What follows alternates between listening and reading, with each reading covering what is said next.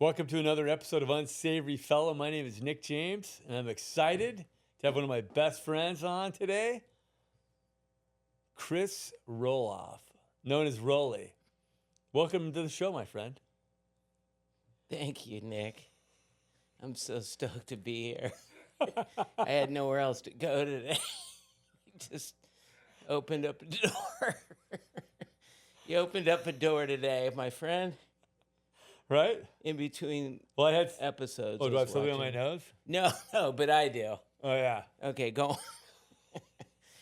Just looking at No, you. but I thought Dylan and we just want to have somebody on that I can just have fun with, talk about anything.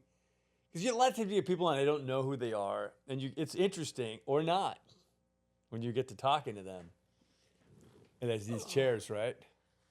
Did you see we had Skip on last time? I saw one little thing on Skip, yeah. And these chairs are so horrible that the whole time Skip was like this with his sunglasses on, wasn't he? He was doing the Skip slouch. Yeah. Yeah. But you know, one of the things I wanted to get into, we'll get into all your drug addiction and all that stuff pretty soon. But first I wanted to talk to you because you're doing, what I've always thought was bitching was you inherited basically, or found, all your dad's archival footage because he was one of the very first surf documentarians, right? Along with Bruce Brown. Right, What year? He, let's see, started apprenticing for John Severson back in 1950, early 50s. Wow, early 50s. 54 or 55 when Severson was already making movies then. And what was he making? What kind of movies? He wasn't making any movies. He was he was just apprenticing for Severson at that time, but he was just getting into surfing himself, and he didn't start shooting until 1958. And then he came out eventually with his own first movie, The Wonderful World of Surfing, in 1960.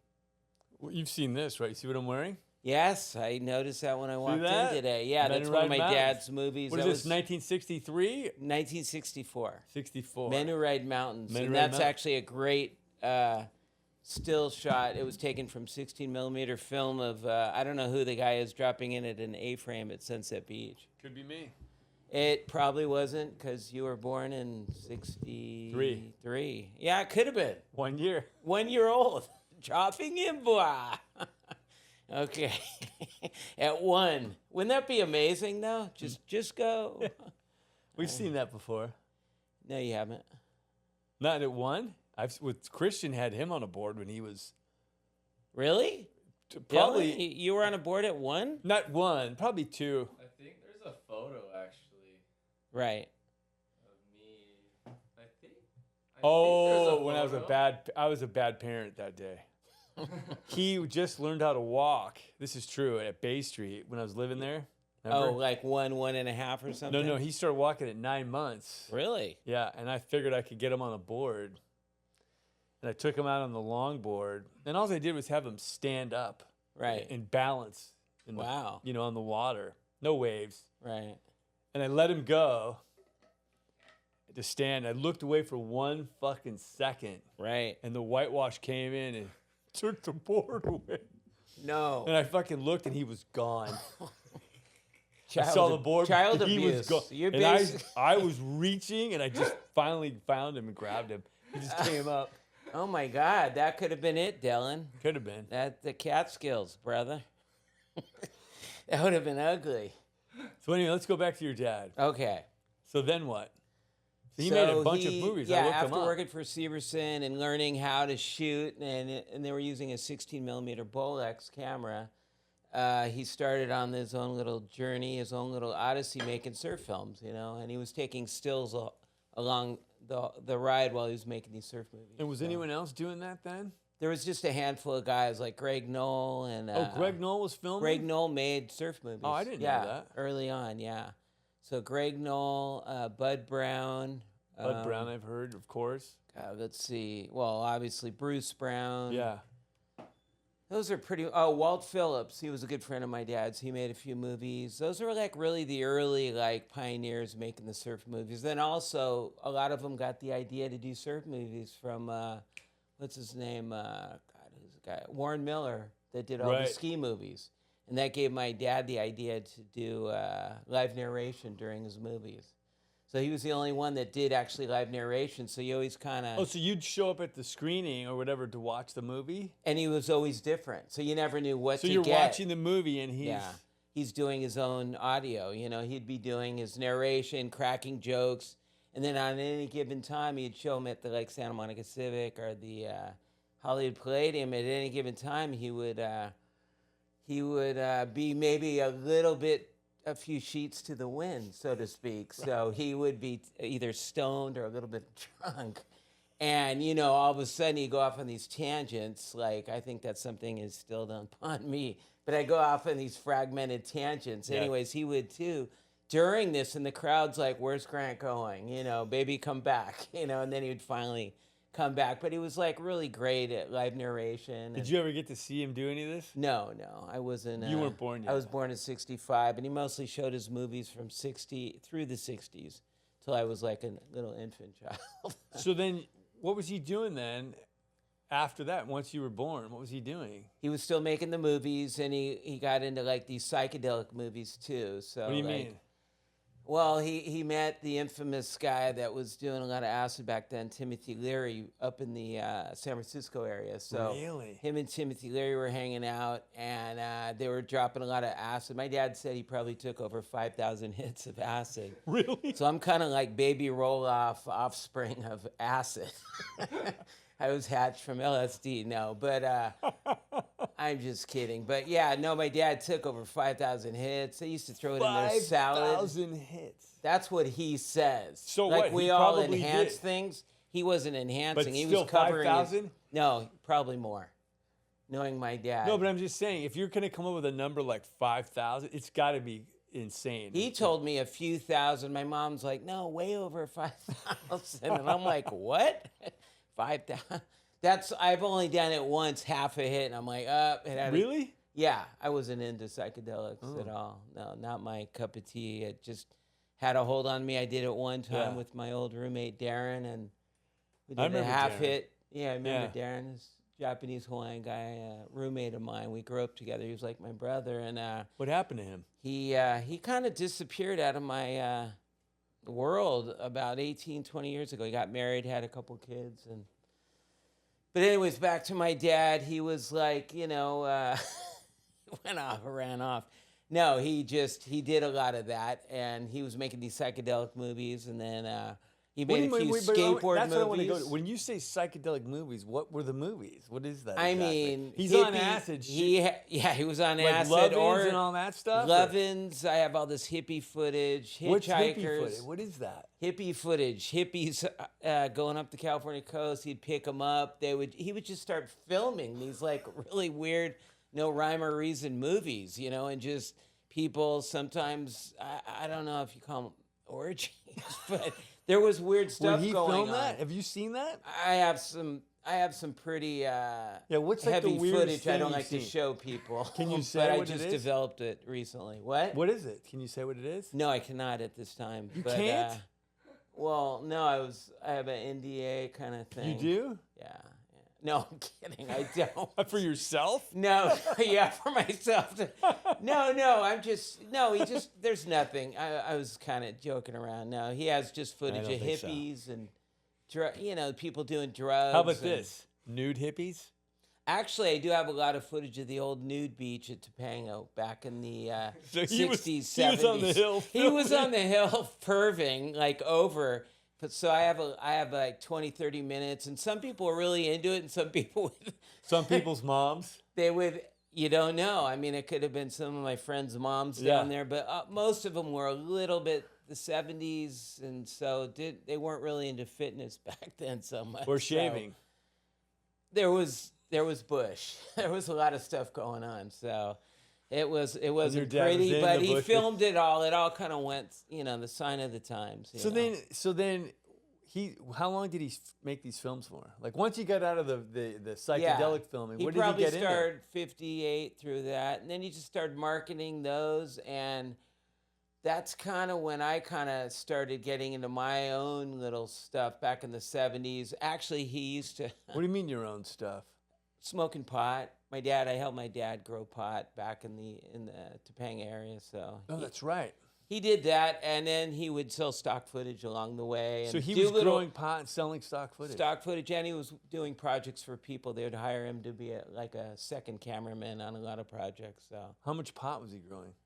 we had a little orchard going down in Topanga there. It was really funny because I remember I was really young, and pot back then was really illegal. And Yeah. so we used to have this camouflage hidden right near these trees. And so whenever we heard the helicopters coming overhead, my dad would go, "Kids, get the camo ready." And, Kids. we like, but literally I was 4, like kids, like you're setting this kid off into this legal situation and stuff. But Where'd you anyways, cover the weed? we would cover the weed, and my dad was in the house, could care less. And he'd go out and check it after we were done with it. We would tell him we were finished with this project of Just like you and your friends with the neighborhood kids. No, it was actually my stepsister and stepbrother, and he was dating this German lady at the time in Topanga, right there in the rodeo grounds.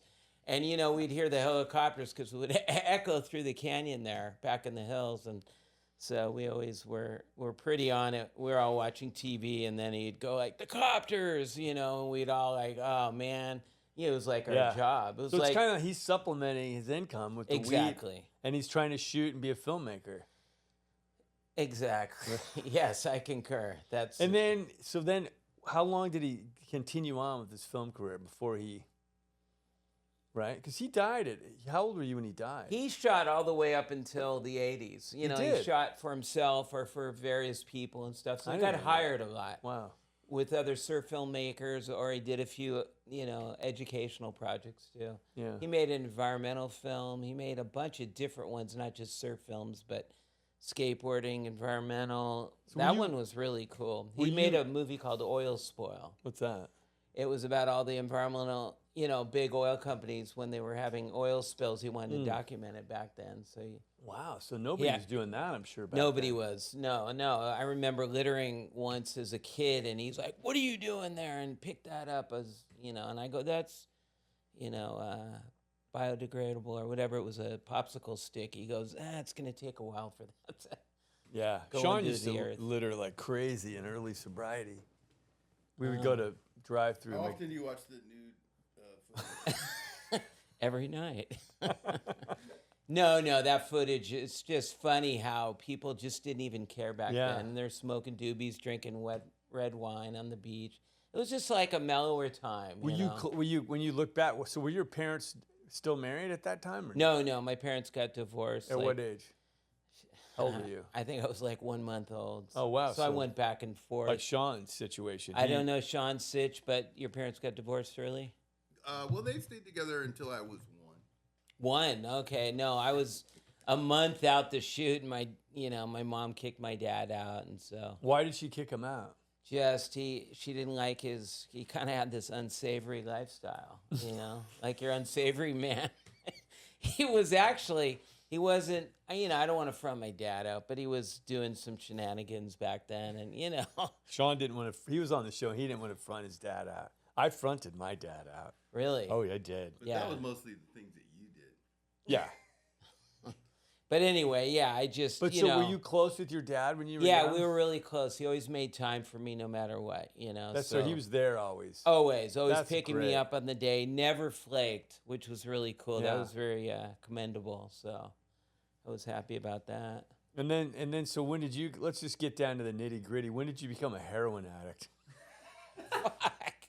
We're going from fucking Brady Bunch to Addams Family in a heartbeat. Let's see. All right. Well, the whole That just caught me off. That's like a deer in the headlights. You put the sights on and oops, sorry. That's what I want. You want to watch the. No, when did you become a hair? When did you stop? When did you We can start talk about robbing anything. banks? Yeah. We talk about anything. Let's see. Yeah. Okay. I would have to say. Like, what were you doing before that? Oh, I know where I was. I was with a bunch of these guys in Topanga. We went up there. I don't know if I can mention names. Better A not. few of them are passed away, but yeah, we went up there and somebody got a hold of something and we snorted it back in like the early 80s. How old and- were you? Oh, let's see. Like, what were you doing? This was before I was 20. It You was were right just- around 18. Yeah, no, it was like 17, I think. So you were going to Samo High. Going to Samo High, and Like, I were was you- doing recreational stuff Right, back weed, then. smoke a little weed. I hated weed. Oh, okay. Just what were you to doing throw then? that out there. Recreationally. Black Beauties. Okay, you like the speed. Me too. I liked drinking Black Beauties, Quaaludes. I got a hold of these old, Yeah. Roar 714s, Yeah. lemons, and I really got into pills, codeines, a lot of opiates back then, and so So you were on your way. I was kind of getting ready for the poppy plant, Yeah. so to speak. He was. So I got a few on my right here, little poppies on my tattoo, just to show the old me and the You should get a nude hippie on the your arm. rebirth. I got one on my ass on the back. Nude hippie. I have two of them, and they're waving. No, you think I'm kidding? No, I don't. I like hippies. No, it's just so funny these days. I went through the whole hippie thing back in the day. I mean, way back when we lived across from Manson. As he fronted me out with heroin, we actually did. We lived down. This guy's gonna choke, medic. Anyway, look at Nick. No, but we lived across from Manson's family in Topanga Canyon Lane. It's kind of a serious subject, so if you guys could stop laughing, it would be great. But and we used to play. Heroin hippies and Manson. It's all in that book. I actually wrote this book called The Snake Pit way back when. And I have the Manson family. But back in Yeah, go 68, on. 69, he used to live down in the Topanga Canyon Lane. So we'd play with the kids. And nobody knew anything then until I think it was like 70 or 71 when all those, craziness Did your came dad out. know him? I just don't lived know. in I the was too canyon. young. Yeah, No, he lived right across the lane from us. Wow. It was trippy. But what you don't know, you don't know. Yeah. So, and then later on, we're like, Which is no a trip way. back then because remember Scott Wilson? Yeah, He was Dennis Wilson's stepson, right. friend of ours. I remember Scott always saying, Manson was floating around everywhere because, obviously he was over at the Wilson's house, at Dennis's house. They were Really? buddies. Oh, yeah. Oh, I didn't know that. Scott knew him. Wow. It's a little kid, but Right.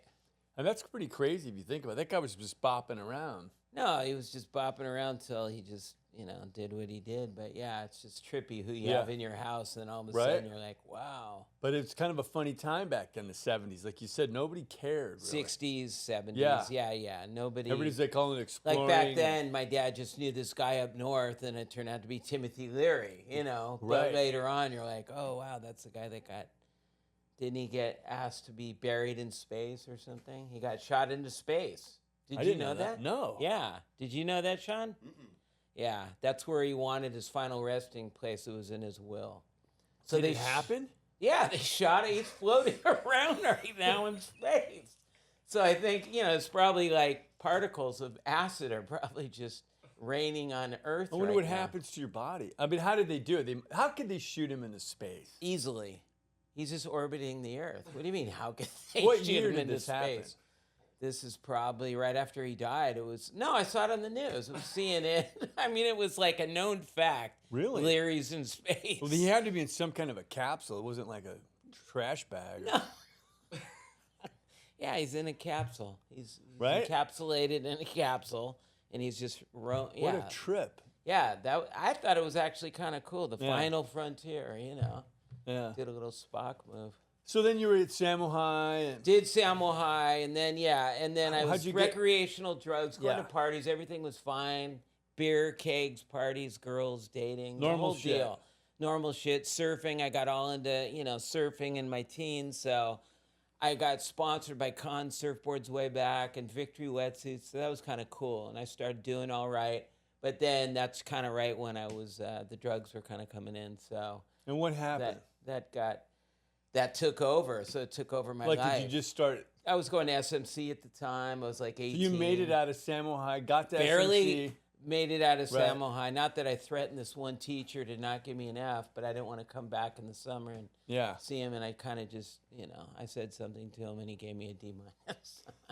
But anyway, I got out of Samo, off to SMC to appease my mom. And so really I wasn't that into it. And but where was your dad at this time? Took some art classes. My dad was, let's see, what year was that?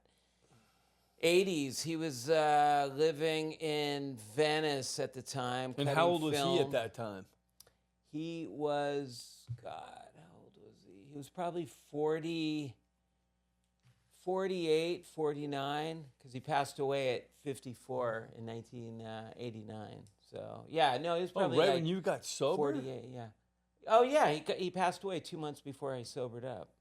I always got the dates wrong. Really? Yeah. He, I thought it was like 2 years into your sobriety. No, he never saw me saw you sober. No. But he was always, I remember one time he kind of unannounced, like, showed up at my place in Venice when I was living down on Horizon.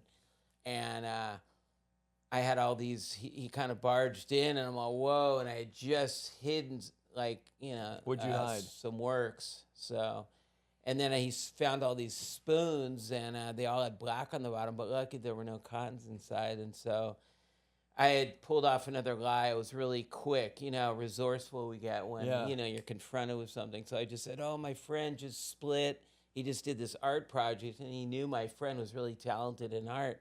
And I said, yeah, he just did this whole charcoal thing. He didn't have any charcoal, so he burnt the bottom of spoons and went on canvas and did this whole thing. And my Creative dad's lie. like, he knew how creative and wacky my friend was, and he had graduated art center from Pasadena. He was a great artist, and he's like, "Oh yeah, I could see that happening." And he didn't want to believe his son, Right. shooting heroin. So. Yeah.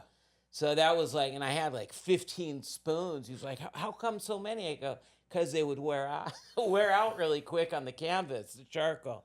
And he's like, "Okay." So that was that one. But anyway, and then it started getting bad. I was living down in Venice and on Horizon. So you're not surfing anymore? I was surfing, but I'll never forget this guy asked me there was a swell coming in and really quick. I remember checking it, and then I came back home. I think I did some dope and fell asleep. 2 weeks later, I got my full suit on. It's the middle of summer, and I show up down at the breakwater. And it was flat down there. And I told this guy, and it was a bunch of the little Venice local friends of mine. And I go, I thought you said there was surf, and they gave me that look like, oh my God, dude, like really? Like, Rohloff, what's wrong with you? And I go, why? You said there was a swell. He goes, dude, that was 2 weeks ago. Like, what the? Wow. And I was so out of it and so and I go, wow. Oh, and I felt so stupid because I'm in a full suit and the water was like 74. Thought it was winter time. I mean, it was just, it was Did brutal. anything hit you then, like with that at that moment? Not at all. Not no, that. No, you no, weren't ready I was yet. loaded at the time, Yeah. so it's just like, you guys are cool. Whatever, whatever's clever. And I went back to my house on Horizon and lasted a few more years doing that. And, that lifestyle was just kind of bleak, back and forth And to what was Inglewood. your mom? What and about your mom downtown. though at that time? My mom she knew something was up, but she would always guess the wrong drug that I was where on. was she It really living? pissed me off. She was living in Santa Monica, actually right near here on 15th and California. So you'd see her. Right across from Lincoln Yeah. Junior High there. Yeah.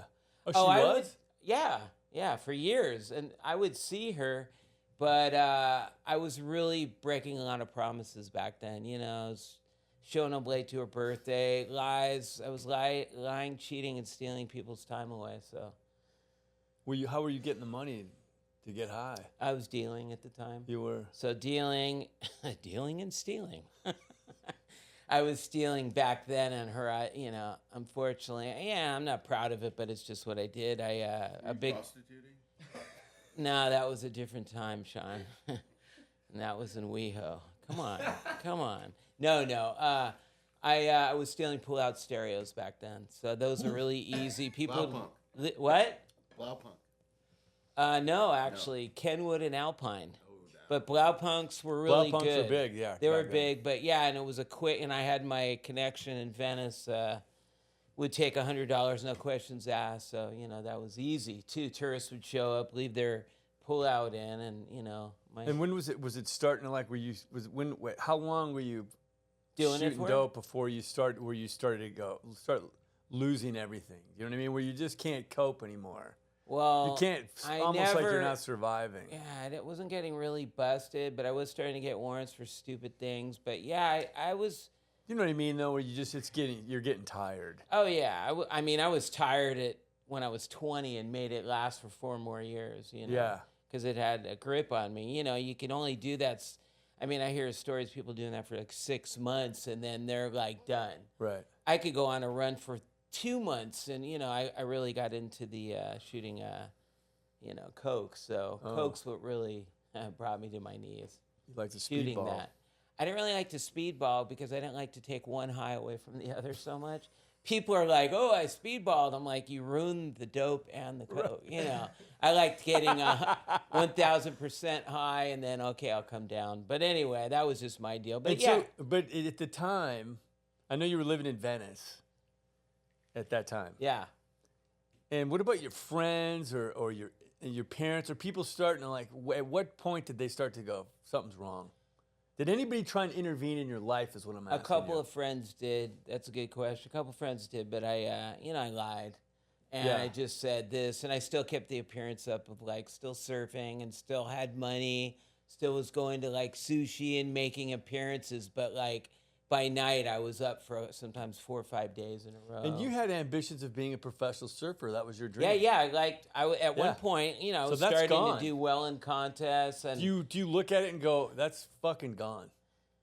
Like, at my age now, yeah, that's a fucking history. I'm almost I'm but 59, I mean, but at the time, because I remember at the time when like I'm like you, a surfer, and I remember at a time I went and I looked at my boards. My girlfriend's brother wanted me to take him surfing.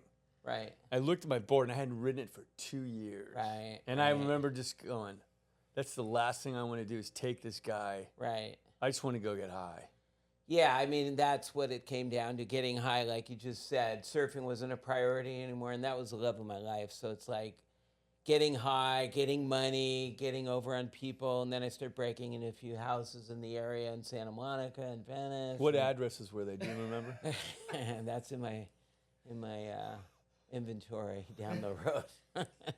But no, I mean, yeah, you see an open door, a screen's whatever, a screen's open, and like, hey, Doing mind if I Richard use your Ramirez. bathroom? Nobody's really come to the door. That was a question if you ever got caught. Like, hey, it was a different time back then, though. It wasn't so, So then what happens?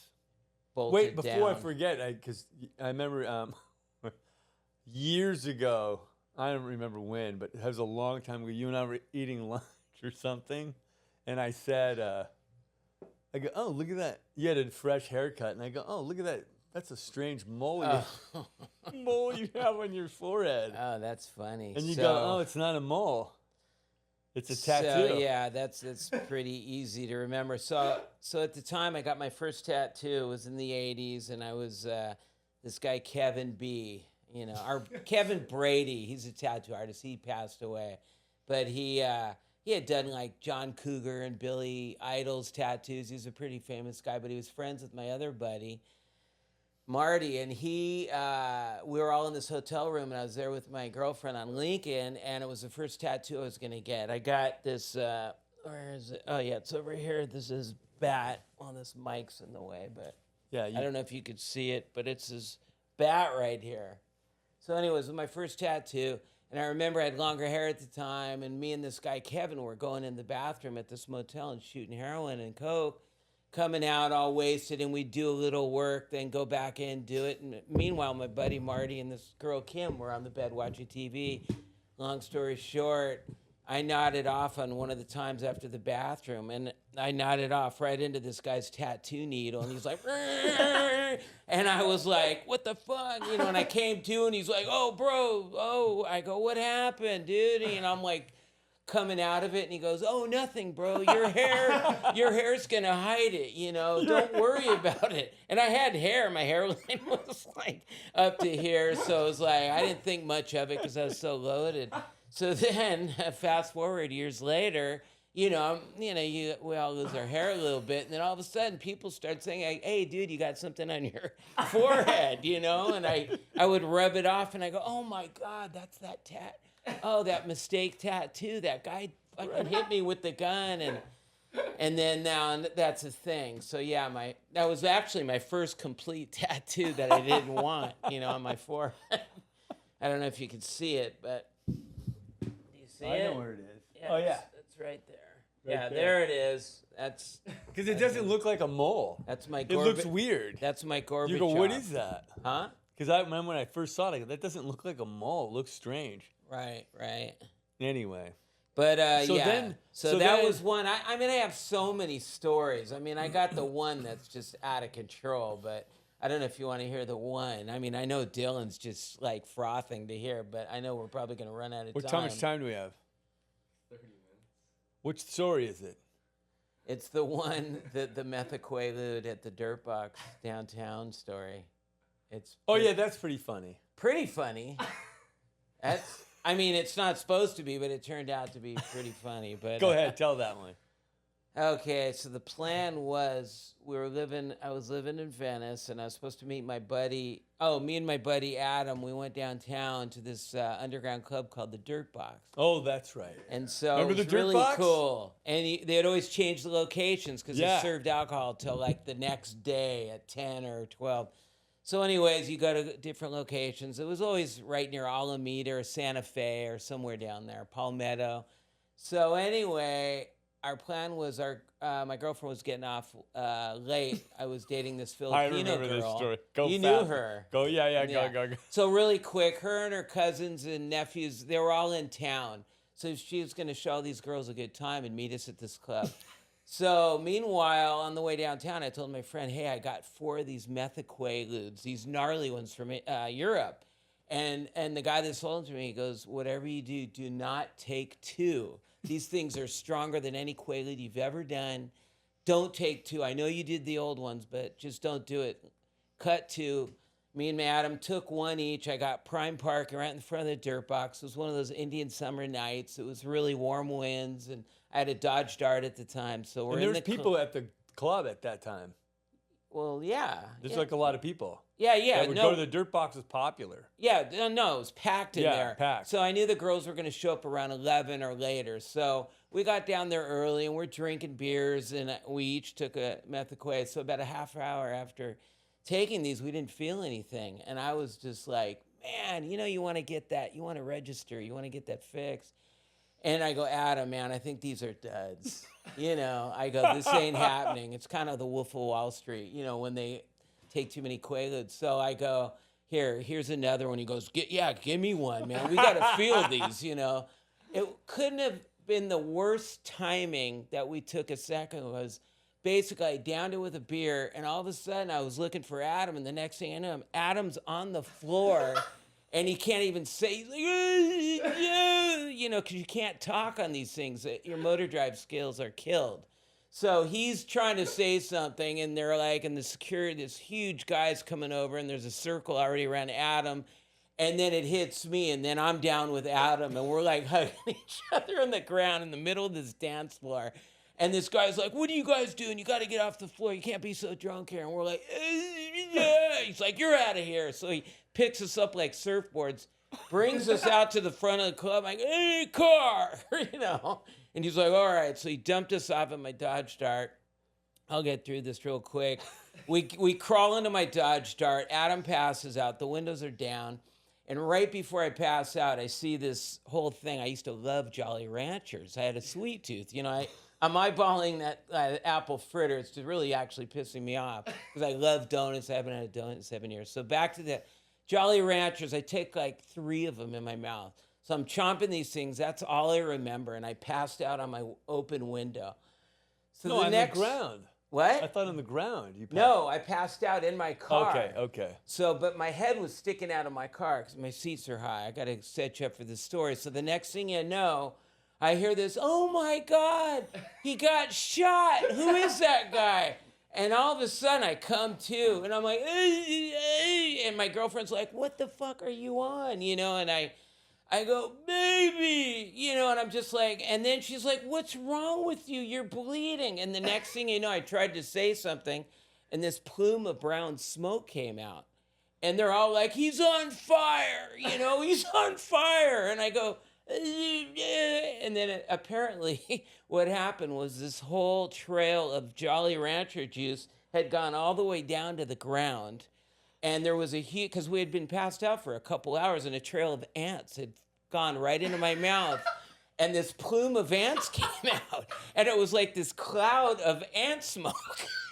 And the little girl from the Philippines was like going, he's on fire. I mean, it looked like I was smoking. And it was so crazy. And then she said, and I knew this, she goes, he's a drug addict. And she's 18 from the Philippines. And I go, I know. You know, I was trying to say, I know. Tell me something I don't know. But, you know, I couldn't get it out. And they're like, you guys are useless. And I go, and, you know, my girlfriend at the time, she goes, what's wrong with you? I got that all the time. Like, what's wrong with you? And I'm like, I'm just trying to have fun, baby, you know. You know, and I overshot the mark one more time, but the whole thing of that night was to go downtown, go dancing with our girls, have fun, and go home. You know, maybe get a little nookie later, something. But not like having an ant farm cultivating in my mouth and stuff. You know, it was just lame. But that was just, you know, it's so funny, drugs and alcohol, when you're, you know, kind of an alcoholic, you can't dictate the outcome ever. It's like, oh, I'll only, and it's so funny, the illusion of like, I'll just have one. Yeah, I'll just have what one. Could one? What could go wrong? What could go wrong with one beer? That's funny. Every time I thought I could go out, I went in and out for 4 years before I sobered up. Yeah, and it was always over a beer. What was it? Beer wasn't my thing, but I drank a case of beer every time. You know. What was it that? What was the final straw? What was it where you go, fuck it, I need help? So my dad, I'd gone in and out of this, it was this program I was involved in, and I went in and out, couldn't be honest. I was lying, cheating, stealing people's time away. It was a bummer. And every time I was going to jail a lot. I was like, just those last few years, you know, 86, 87, 88, and then finally 89. My dad had lymphoma cancer for about a year and a half. And I was driving him down to Harbor General, and just, it was a To go visit him?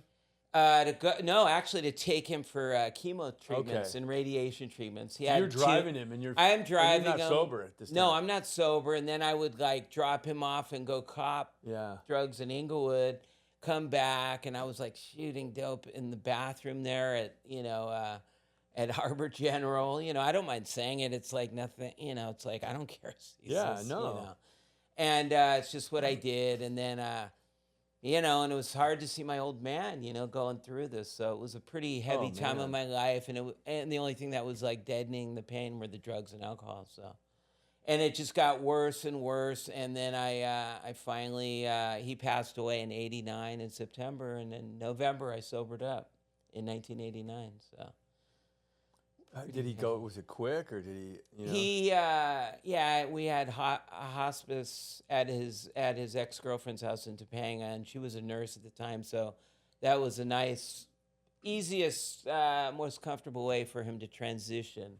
That had to be gnarly for you. It was, but I mean, if I wasn't doing, drugs helped me in a weird way, deaden the pain, because it was just too much to see my old man going through what he was going through, because this is like this healthy kind of jock surfer guy, you know. My dad actually used to do some acting back in the 50s. He was a handsome guy. Yeah, really good looking guy. Used to do a lot of commercials and stuff over in Hawaii actually too.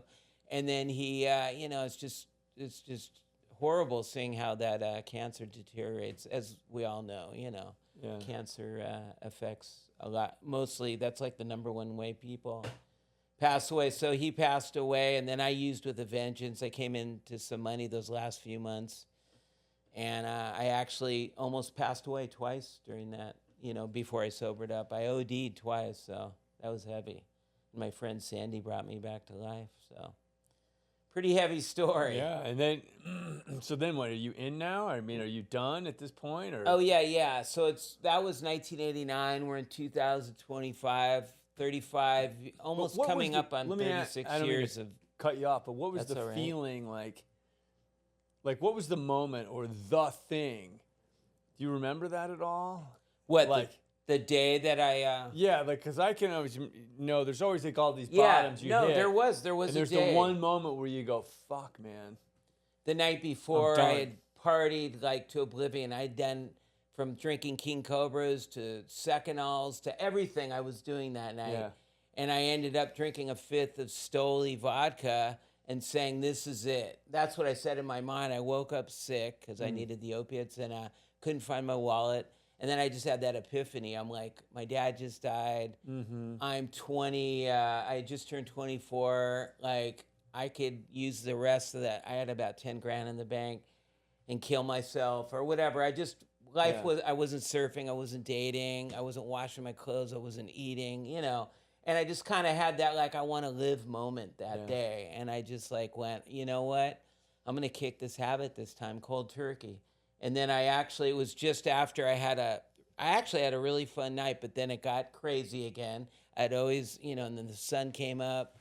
My buddy Dean actually was over there. I'm going to see him in a couple days. He's coming out from Florida. He was the last guy I partied with, and he wasn't done at 5 a.m. I'm like, dude, I'm done. Wow. And he wasn't nearly as bad as me, but he went off. But he wasn't done. He wasn't done. Right. And it's funny, he sobered up right after that. That's Wow. really funny. And so, yeah. What are we looking at? You got a question? No, he was done. Question from the gallery? Oh. No, we're just relating. Okay. Yeah, because he was done a year and a half before me. Oh, right. I wasn't done. Right. No, it's funny when you're done, Yeah. you're done.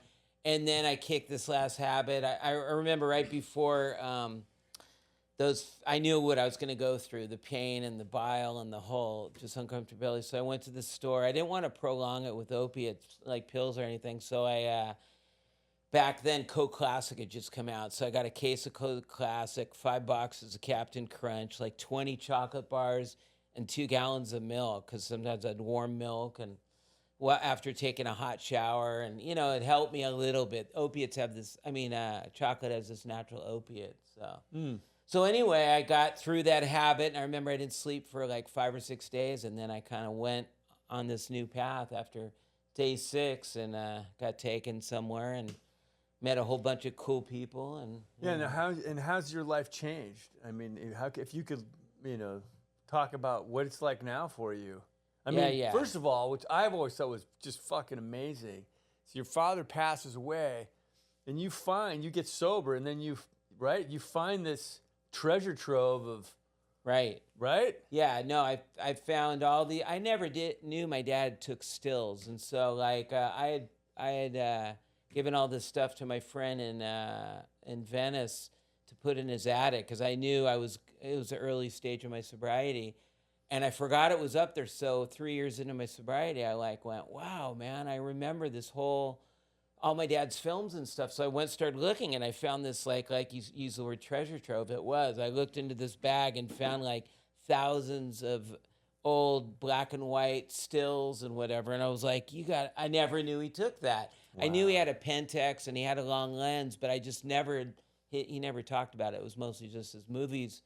So then I just started going through it, and I started slowly cleaning up. A lot of the films weren't stored properly, so I had to it was a long process, up to date now, just been preserving the footage and cleaning it all up and making it marketable to people out there. And, And it's incredible. I mean, to me, I always think you being an avid surfer your whole life, your dad, and then for your dad to pass away, and then you find this sort of, and being able to, I don't know, to me, it's always been a bitchin' way where you get to connect with your dad, even though he's gone, with his art, and you get to take it on. And I was always envious. I go, fuck, man.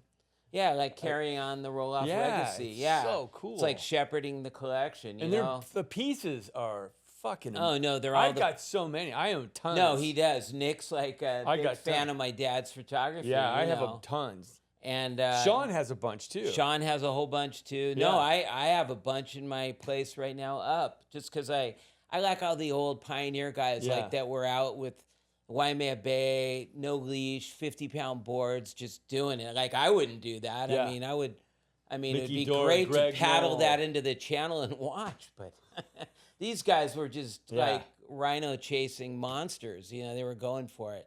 So, you know, Mickey Dora, Greg Knoll, Phil Edwards, all these guys, you know, Fred Van Dyke, God, there's just Mike Doyle. A bunch of them have just passed away, you know, over the years. But yeah, I did a project way back when with Stacy Peralta called Writing Giants, and he utilized a lot of my dad's, you know, footage. Stacy was really cool. He honored a handshake deal. I actually honored a handshake deal he made between, that's how things were done way back. There were no contracts. Shake a hand, your word's your word, you know? And so he made this, you have the post right there. He made this documentary called Dogtown and the Z-Boys. And so I helped him with some footage.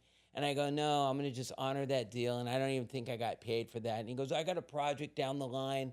I'm going to use your stuff. And I go, yeah, sure, Stacy. Because I grew up, me and Stacy were friends way before, you know, I got into like surfing and skating. I used to go to these parties and see Stacy there because he was friends with my mom's friends and so forth. So with that being said, you know, then when it came time for Stacy to do this Writing Giants, he's like, Rohloff, you know, let's see what you got. Yeah. And he used all this Greg Knoll footage my dad shot, you know, and it was really cool because Stacy kept his word 100%. He's great. He's the real deal. I mean, you got to have Stacy here. I just talked to him the other day. You know, he just had all his paintings. He's had a killer art show. Art show. No, my great. friend's gallery on It was really great. I actually just got asked by the guy that owns that gallery to put some stuff in that Ohana should. Fest. Ohana Fest. Oh, but still, you should put stuff in that Do gallery. you know the waiting list in that gallery? It's like I saw a year Rick, and a Rick half. Clayton. You know Rick Clayton? Yeah. He's the got old- some- He's an old punk rock friend He's got of a mine show from way back. coming up. Yeah, he's got some really cool stuff. Really, Right. Rick. Yeah, I just saw him at a punk. This guy from local band Beowulf. This guy Dale just passed away, so they had a whole But reunion thing. But back to your Yeah. deal, right? So you find this incredible business, or you turned it into a business. I turned it You into turned it. it into It business. needed a lot of TLC to Right. get it like to par for people to actually order. I didn't know what I was doing, so I had to find the right labs. I had to find frame stores. I had to find all this But stuff. you've turned these slides, a lot of them these slides, right? Yeah. Into great works of art that are in some of the finest hotels all over the world. Am I right? It sounds great. Yeah, no. Yeah, I got them in French at the Chateau. No. No. Yeah, no. I do Dude. have them. I've told you. No. There's I've a been few places- hotels in Hawaii. Or I'll say, there's fucking Rohloff's And then print." there's some in Santa Monica. Yes, dude. Yeah, and then there's a lot of, I mean, I don't want to, there's Where like can an we get 'em? A-list of actors that have a lot of those Where can we get 'em? things. You can get them at vintagesurfart.com. Yeah, So get these. just check out our site. I mean, and these it's are- just really cool. They're classy. 50s through the 60s mostly, and I think there might They're be a bitchin'. couple 70s in there, but Do you remember Sean and I had the sober living disaster, but we had the that morning place girl. was so cool though. But you remember the giant print we made? Oh, that with your other giant. partner. That's what. Remember that? But do you remember the giant print? You had Of Morning Girl. Oh yeah, you guys had a Huge. huge one there. Huge print. Yeah, it was like a jaw dropping. Yeah, that actually would have generated money for me down the line because a lot of people go through there. Yeah. It's kind of a high end. You guys really did a great job. Unfortunately, your third partner, He's dead. Oh, did that guy die? Our partner, he had. I 9 remember his name. I'm going to save his name. Don't say it. Yeah, No, he I had won't 9 say it. years, but we didn't know what we were doing. And my Right. he was putting up the money, and I was supposed He to deal said with the he clients. had 9 years. I know Sean No. put all this money up. And He did, he did it because I knew him since he was newly sober. But I remember. No, what- remember we saw him in your house meeting a few times? Yeah, but that was after what I'm getting to. So okay.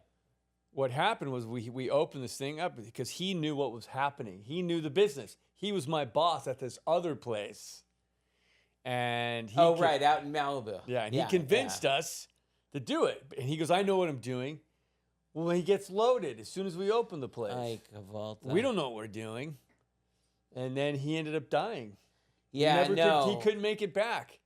The guy could not get his I sobriety remember back. he hooked up me with some good people for some other work too, and he was a great guy. He was great a great intentions, nicest guy, but like you got to stay diligent. You know, Dylan, diligent. No, no, but you got to stay. That was kind of funny. He is. He's doing a great job at this sound thing, and if you didn't know, Dylan's a pro rugby player. Yeah. Admired by millions. So that's all I'm saying. So right now, there. let me ask you, what are you doing now? Pause 1 second. What? Cut for 1 second. You don't have to cut. I gotta go. All right. Okay. Yeah, you don't have to cut. Sorry. Really? That was Hey, Sean, brother, you the man. You're quitting for the miracle, just so you know. I know, but I'm gonna watch it. All right. Even though I do have to tinkle right now, I'm holding my tinkle. All right, brother. All right, see you Tell Lean I said what's up. I will. All right. Love you, buddy. So what I want to ask you now is like, what's life like for you now? You've been sober for how long? Yeah, like I said earlier, 35 and some change. My You're coming up on 36. 36 years Pretty in quick. November. Yeah.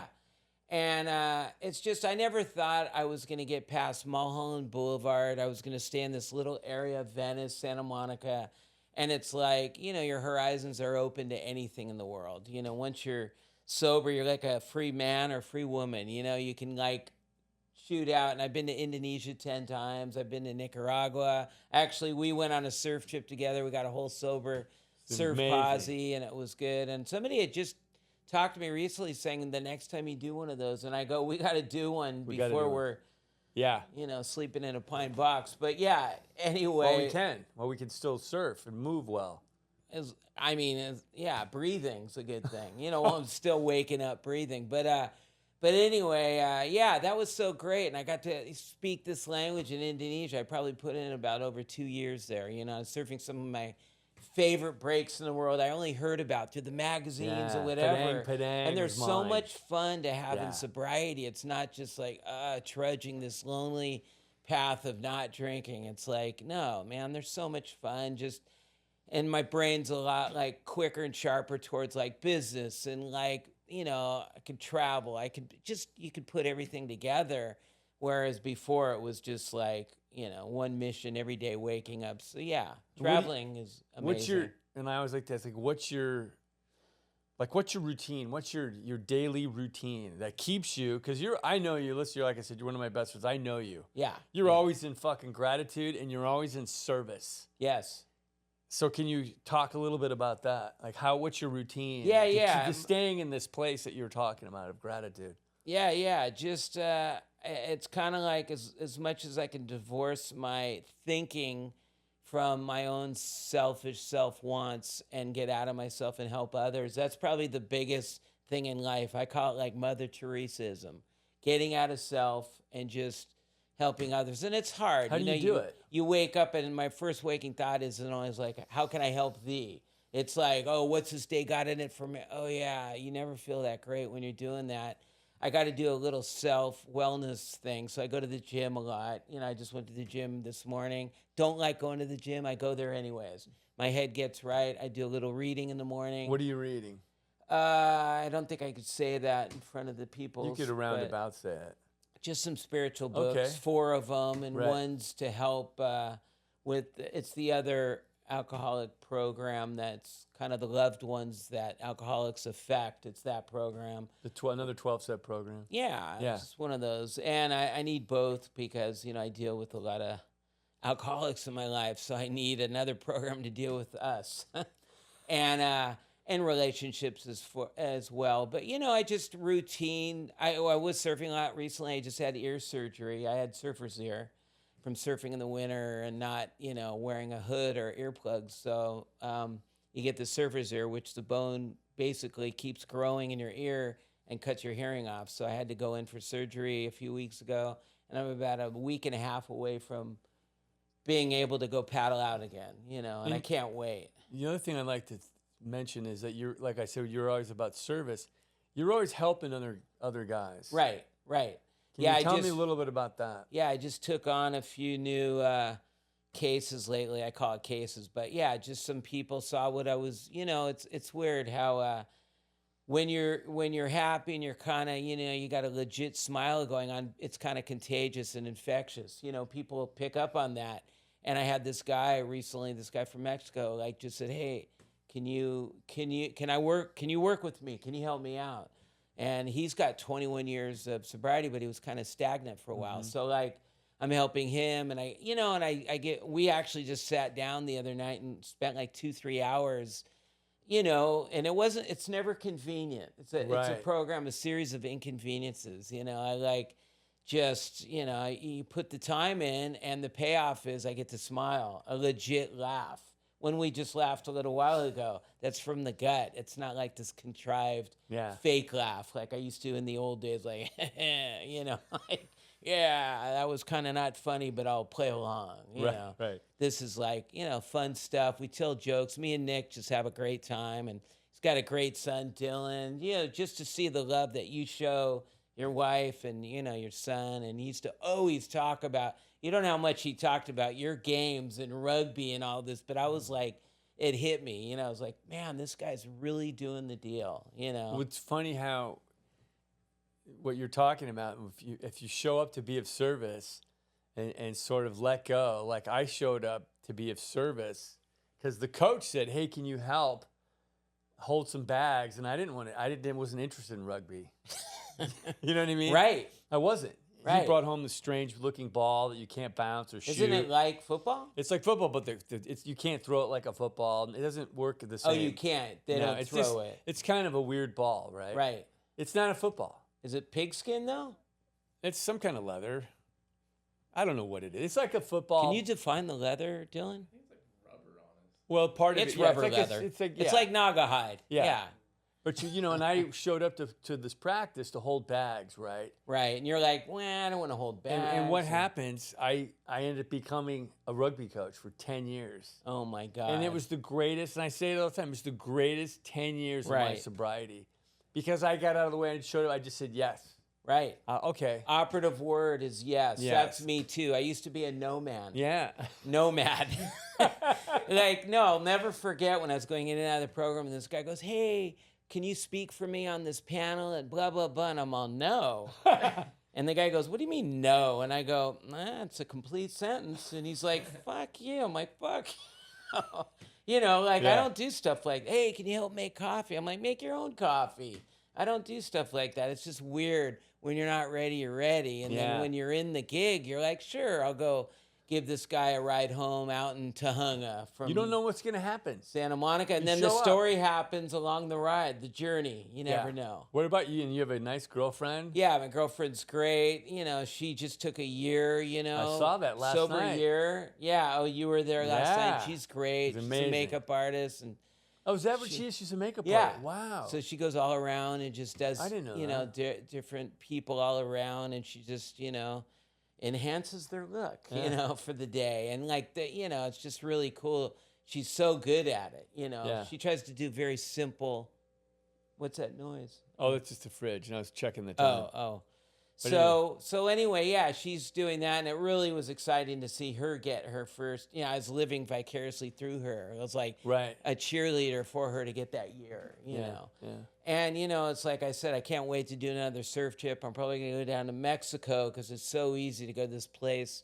I don't think you've been there, Ziwat now. I've not been there. Yeah, You've always told me about it. It's so easy. I mean, it is left. Is it by where your mom lived? No. It's about 4 hours south of Puerto Vallarta. So it's actually, no, it's about 8 hours south. It's south of Manzanillo. How long does it take to get there? 3 hours? From here, 3.5, 4, less than 4 hours. Yeah, it's 3 hours and something. And what about the combinations there? It's easy. It's so, you're right there. The surf break's right there. Is it a left or right? Or it's a left, but then there's a little beach break in front. But the left is like, sometimes you get 1/8 of a mile to quarter-mile rides. And the water's like sometimes too warm. But hollow or 88. No, it's more like a skate park. Right. I've actually gotten a little tube out there on like a bigger day, but and then there's this other place right near it. I'm not going to tell where I go. I'll tell Nick after the show, but There's this other place we go to that's just like amazing. It's a little heavier, and then 3 hours up the coast, I surfed this other spot. And no names were used, just to protect my friends in Mexico to not get mad at me. Protecting me. Well, we're about out of time. Thank you so much, my friend. Oh, definitely, I man. love you to death. Dude. This is so much fun, and I knew No it would ka be. oi ka. No ka oi. Nazi goreng. Nazi garang. Tutu malat. You don't even know what that means. If an Indonesian person hears that, they're going to go, no. Tidak bagus. There we go. All right. Signing off. Aloha.